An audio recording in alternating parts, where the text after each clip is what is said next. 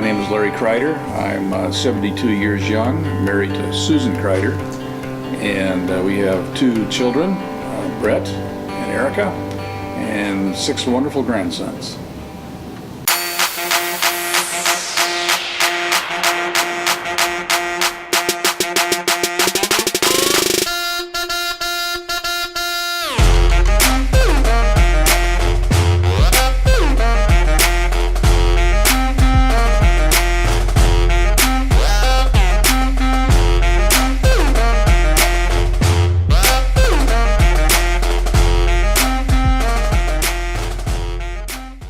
Born in Pueblo, Colorado, which is not the prettiest part of the state, in 1944, and lived there for 5 years.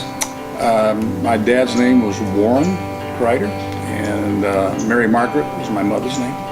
And in Pueblo also Doug was born, and also Don. And then we moved from there to Denver, and we lived there for, I think it was about 3 years, actually in Littleton. And then my dad, who worked for the telephone company AT&T, he actually it was Mountain Bell, was transferred to Casper, Wyoming, and we lived there for a number of years. I spent my junior high years in Casper, and then in 1959 he was transferred again, and we went to Cheyenne, Wyoming, and we lived there for the rest of our school days. And my parents, until they passed, they lived in Cheyenne, though my dad stayed with us in Florida for a while, before he passed away. Which south of Pueblo is Fowler, Colorado, and that's where both of my parents were raised. Small town, but they were raised. My dad was raised on a ranch, and so my favorite time was to be able to go out there and go on the ranch and watch, sometimes be involved with roundups and brandings, and just working with the cattle. And it was a great learning experience, but it was just a time that I really enjoyed. Those were great summers. Worked hard. I mean, you work on a ranch, you put in a day's work. It's amazing. I will say one story I should tell you is that in '59, we'd moved to Cheyenne, and my younger brother Don was killed. He was hit by a truck while he was riding a bike, and so that had a formative impact upon me spiritually. And and of course it was devastating to the family, but you can't talk about your life without telling a story like that. So after Don was killed, and life was in a turmoil, my parents had decided they wanted to have another child. So along came Debbie, the one daughter, the one sister, and so she brought a lot of life and vitality to the family. I had really committed my life to Christ about 1 month to the day before he was killed. And so, I knew that this was going to be a break moment where I was either going to fall off or really cling more to my faith, and I chose to cling more to my faith. I remember saying, where else do I have to go except to the Lord? And so there was kind of this whisper in my mind about maybe going into ministry. I was involved with a youth program in Cheyenne called Youth for Christ, and we had a very tight, small group of kids and a great youth leader. And so, that helped really build my mind about what am I going to do? How am I going to use this? I had a youth pastor at our church, First Baptist Church in Cheyenne, who was also a very good friend, and he had gone to John Brown University. And I really didn't know much about it, but he really encouraged me to look into it. It was a small, private Christian school. At that time, there was only 350 students. And by the way, that's where I met Susan at John Brown. So that was a fortuitous event for me to be able to go to that school. And I got a double major in Bible and sociology there. whatever our potential vocation was, we had to work in that capacity every week somewhere. So my job was I had to pastor a little church in the hills of the Ozarks. I mean, there might have been, on a good day, 25 people there. And these were really poor people, but they were the salt of the earth. And I can remember going to visit in some homes where they had dirt floors, and I thought, I've never seen this, but they had good food and they hunted.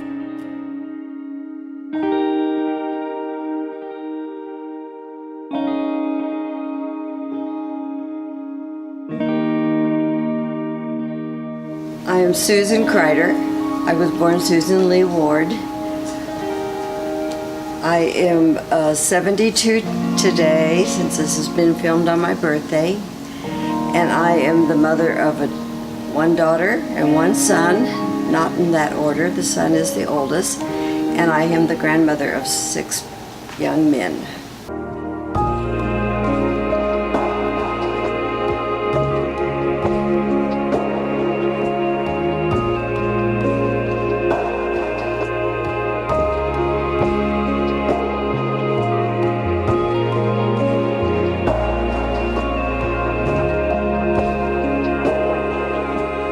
I was born in 1944 in San Diego, California. My dad was stationed in the Marines there, and I was born in a Navy hospital.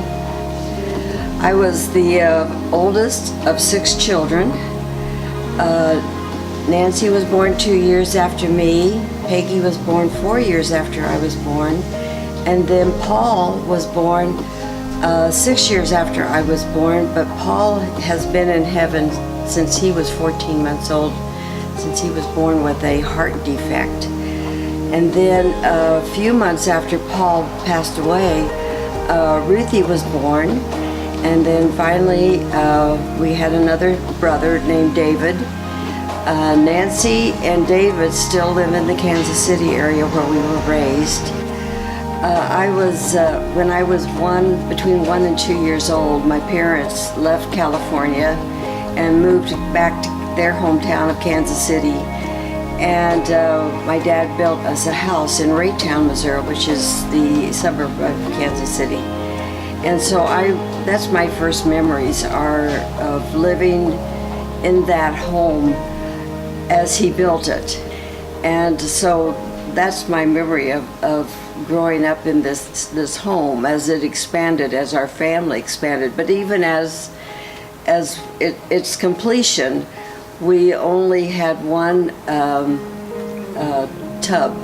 That was kind of before the days of showers. I remember one of our first trips was out west to California and Yellowstone Park, and we had some missionaries or people who became missionaries to little towns in the west. They through what they called village missions, and so we would go out there and visit them in Oregon and see the coast. And I remember we took a really nice trip to the East Coast and saw all the sights there.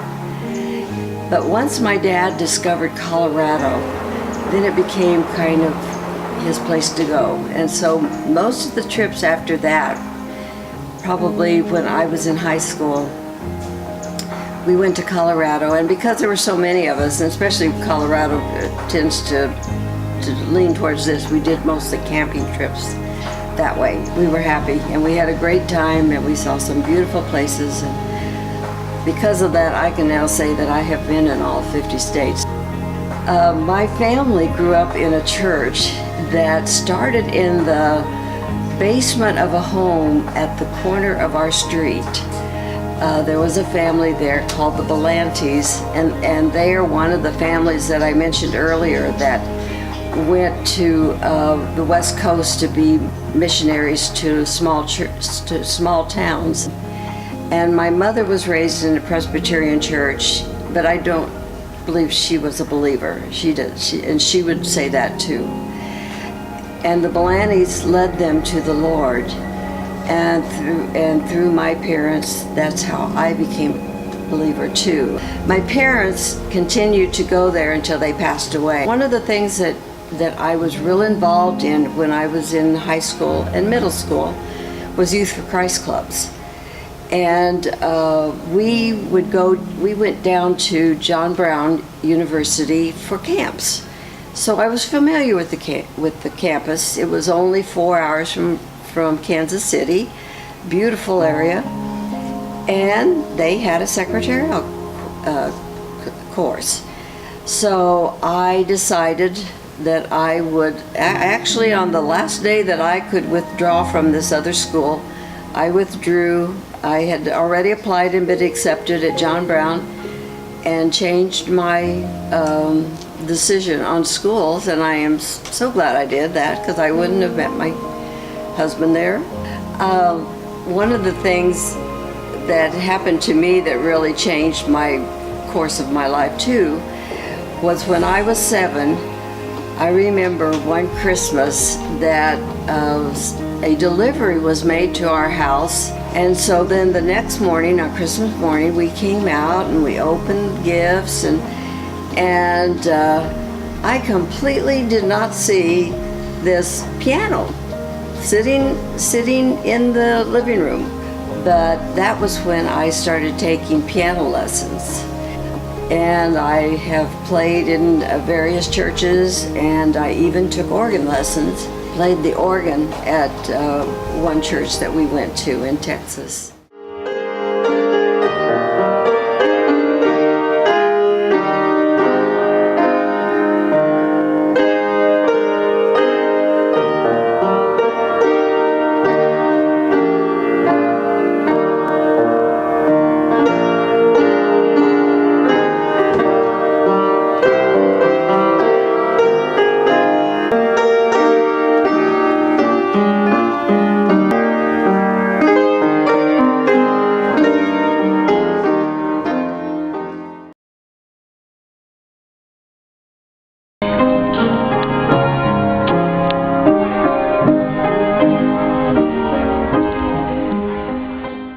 Well, I was a freshman at John Brown University, and I had been dating a gal from Kansas City, and she was going to come down to John Brown and needed a place to stay in a dorm. So I was looking for somebody that she could stay with, and somebody told me about Susan Ward, and so I met Susan, and Susan was willing to let her be her roommate for a couple days, and after that, I already knew her too.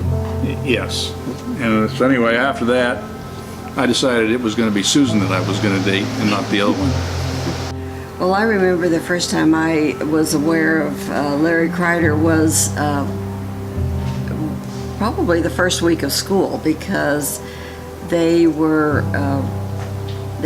holding an election for class presidents and class officers, and you were the president, weren't you? Yeah, I guess. Yeah, and he was elected president. So that was the first awareness of him. But of course, I mean, that he was just a person, nice-looking person, and a leader, obviously. When I got back to school, I confronted Larry about not communicating with Martha over the holidays, and I don't remember what he said, but I remember that in March was the first time we went out. He asked me to out, and we went out, and we've been going out ever since. And so we got married in May of 1965, right after his junior year, and we went to Wyoming, Cheyenne, Wyoming, his hometown, because he had a job working with the youth department. So I had been interested after college of going into Youth for Christ, and I had a good friend, Lynn Rogers, who was from Kansas City, and he was with Youth for Christ. And he went to Beirut, Lebanon, to open up the country for YFC. And before he left, he said, you know, when you graduate, I'd really like for you and Susan to come join us in Beirut. And so we did. So in September of '66, we sailed on the SS Constitution and went over. Actually, we went all the way to Naples and then got another ship, and then we ended up in Beirut. And we were serving there. We were going to be there for 2 years. That was the plan. And part of what we were doing is we would do a chapel program at the Armenian schools every week. And Susan would play the piano and I'd lead singing, and then we'd have devotions and talks. And then I also started a campus life club for what was called the AUB, the American University of Beirut high school students. And we started a magazine called Teen Scene after we left, and others took it over. The Nationals took it over. It became a very big youth publication in the Middle East. We were taking some tutoring classes in Arabic, but that wasn't getting the job done. So they decided that we should go to Amman, Jordan, because in Amman was a great language school. It was called the George Kelsey School, and they would train diplomats and other missionaries. And so we were there for a period of time studying Arabic, which is not an easy language to learn. Right. Right. So things started heating up in the Middle East, and remember Nasser was mobilizing his armies, and Israel was getting nervous, and it looked like there might be a war. So we were just kind of aware of all of this, and then one night, in the middle of the night, we heard all this rumbling going on, and our beds were shaking and moving. It was almost like it was an earthquake. And it was just like 3 a.m. in the morning, and went outside, and you could see nothing but tanks and artillery coming right in front of our apartment where we live, heading towards the front in Jerusalem. And we took off, and I won't go through all the details, but it was kind of hairy, you know, trying to get through Damascus when people were rioting in the streets. And I just told Susan, I said, we're not stopping. This car is going to just keep right on plowing. You know, we're going to get through this and to get to Beirut. So we did. The war didn't last that long. The buildup was a lot more climatic, but anyway, eventually YFC said, you know, we need to evacuate you out of here and take you back to the States. Most of the people out that had families, they took them out on airplanes, but they ran out of airplanes. And so those of us that didn't have children, they put us on a freighter down at the port and sailed us to Cyprus. And then from there we went to Athens and then came back to the States. When we left Beirut on this oil tanker that they shipped us out on, I was pregnant with Brett. Brett was born in California, in Oxnard, California. He was disappointed because he wanted to be born in Beirut. But I was offered a position with Youth for Christ in Houston. And so I flew out of frozen Omaha and landed in Houston. It was about 72 degrees. I told Susan, I said, I think I feel a call of God. It was wonderful. So when we moved from Omaha to Houston, I was pregnant with Erica. And so Erica was born in Houston, Texas. So what happened, we lived there for 15 years and with YFC. And I had a couple of positions. I was a regional field director for a while, and then even for 2 years I was the national director, and I didn't want to have to move my family to Chicago to the national office, and so I commuted every week by plane so that Brett could finish up high school in Houston.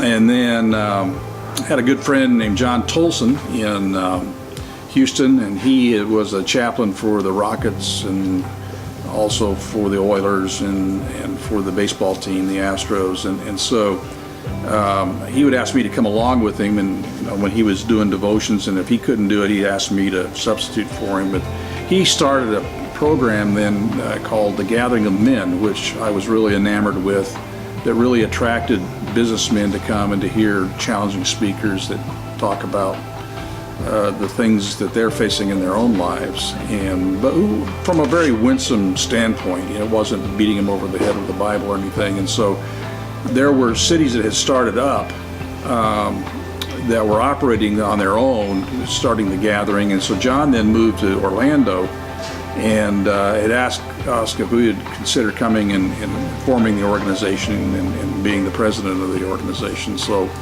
In '87, that's what we did. We came to Orlando and have been here for 29 years.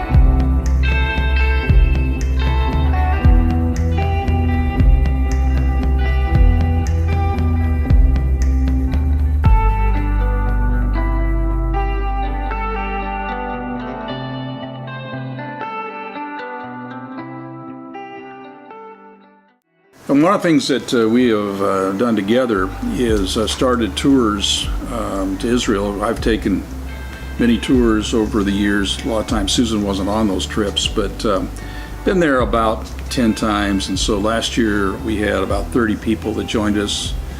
Most of them were from First Presbyterian in Orlando, and it was a great trip.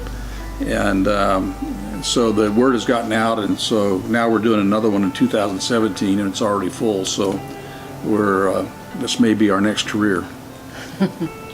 The highlights of our life has been the addition of grandchildren to our lives, and it started 23 years ago with Ian, and then along came David, and then Erica's Cole, and then Brett's Gabriel, and then Erica's Ethan and Caden.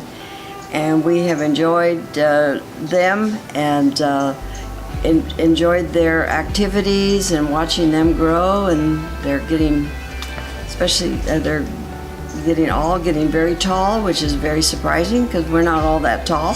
But anyway, they are a great bunch of young men. Yeah, we have the gathering of young men now that is our ministry.